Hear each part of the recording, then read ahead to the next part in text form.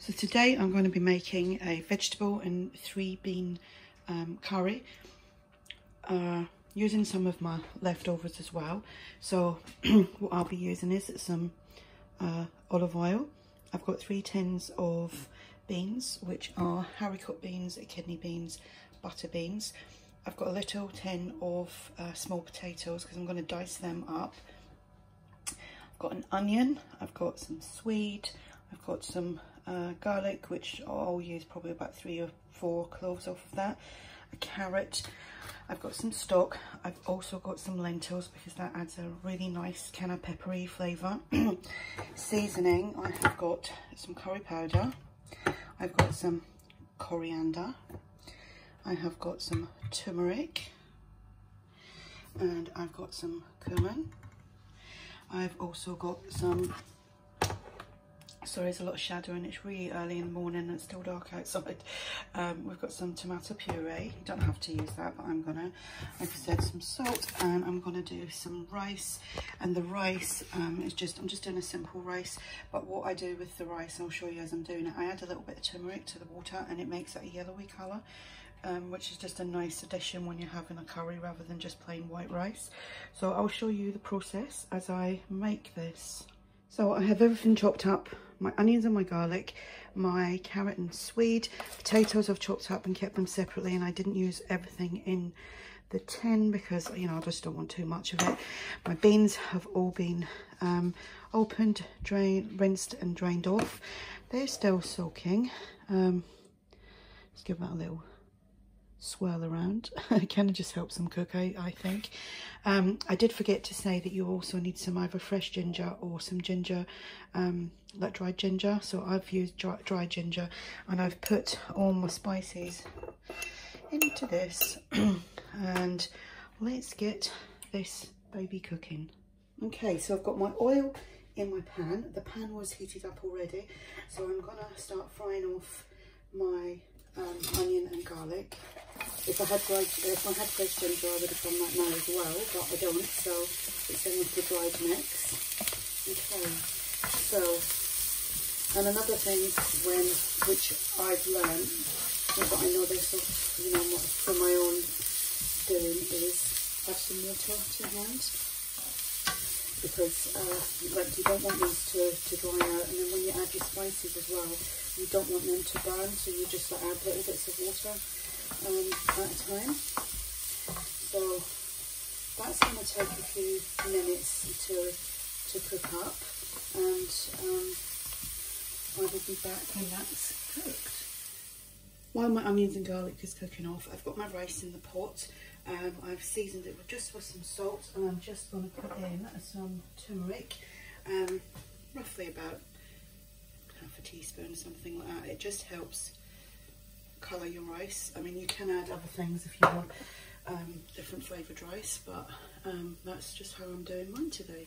Okay, so these are cooking really nicely. I'm just going to add probably about a tablespoon of tomato puree. It's always good to let that cook off a little bit rather than just dumping it in. So I've heard.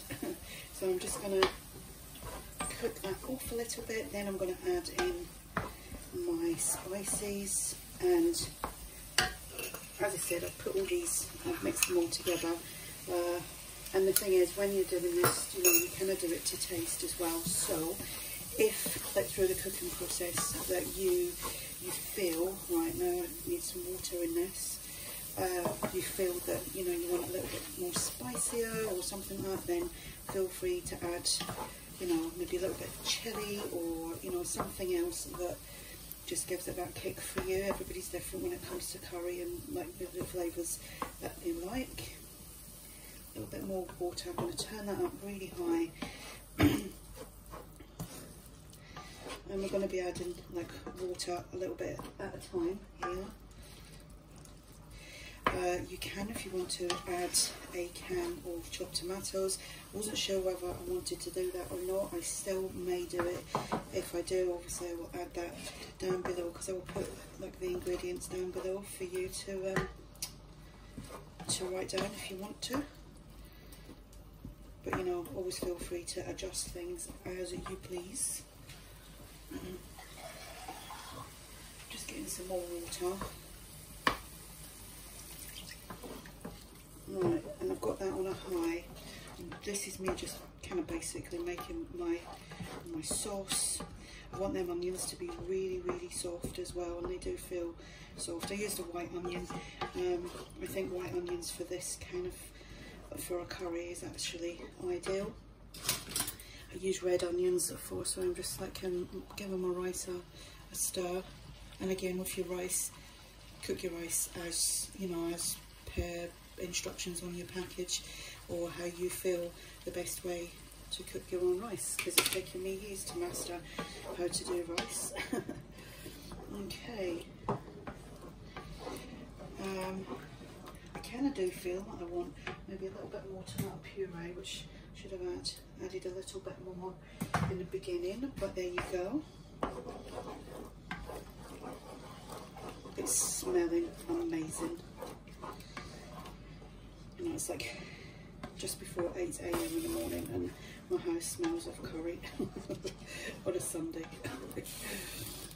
There you go. I'm gonna be trying to try to eat a couple of different like meat-free meals a day for myself. I'm not gonna make everyone else do it. But I mean, there is bigger than it should be. And that one, yeah, I want to try and do some meat-free meals for me.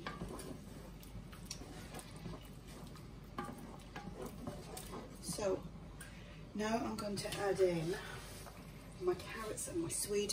The potatoes I will probably add last because they're already tinned and already cooked, so I don't need to cook them. So they're just like an added extra.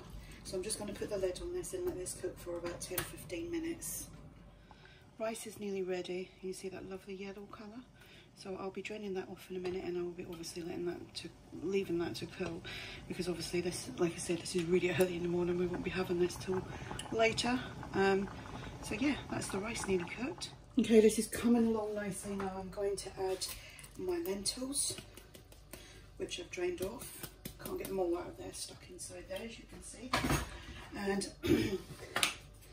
give that a nice mix, because obviously that's going to need a little bit more time to cook as well for the lentils to go soft. And let me tell you, I love lentils. I love lentil soup. I throw lentils in any soup that I make. So this is going to be yummy. It will also help thicken up this sauce, which I'm going to add a little bit more water to, because that will, and obviously the lentils will add that kind of nice peppery taste to the curry as well. And at this point I might as well just add in my vegetable cube, and I'll probably give that about 20 minutes, I think. And then add my beans, because they're already cooked. They're just really needing to be, like, you know, warmed up basically. They don't need to cook as such, but it so there we go. Let's see this at the next stage.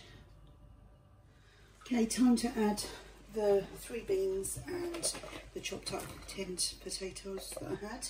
You won't have to add the potatoes to it, so I'm just going to give that a really good mix. I mean, if you've got fresh coriander or cilantro, as you call it in the US, then, you know, add some of that as well. I don't have any because I wasn't actually planning on making this. This is just off the cuff. So I'm still debating whether to add chopped tomatoes. I think I might actually. This is the first time I've made, well, I've made curries before, but I haven't made a bean curry.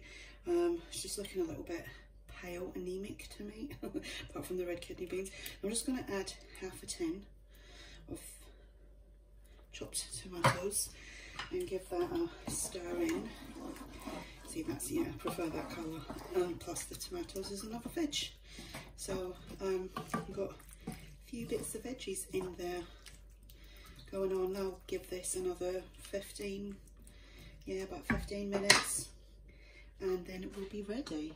I will put all the ingredients that I did use in this below in the description box for you to check out if you want to. So it's all ready. Tastes nice. It's very mild. It's not a hot, spicy curry. If you wanted it to be hot and spicy, add some hot chilies or hot chili powder. So I'm just going to show you this dished out. So there we have it, all dished out.